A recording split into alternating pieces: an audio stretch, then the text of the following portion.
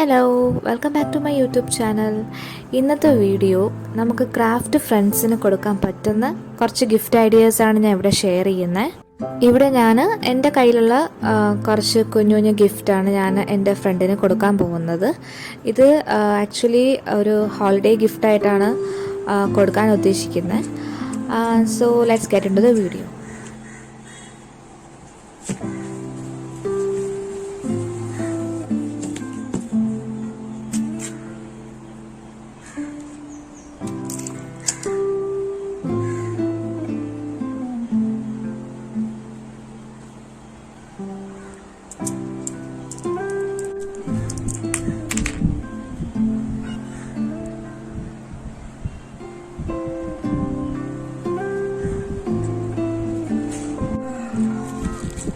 ഈ കുഞ്ഞു കുഞ്ഞു ബോട്ടിൽ ഞാൻ സീക്വൻസ് നിറയ്ക്കും.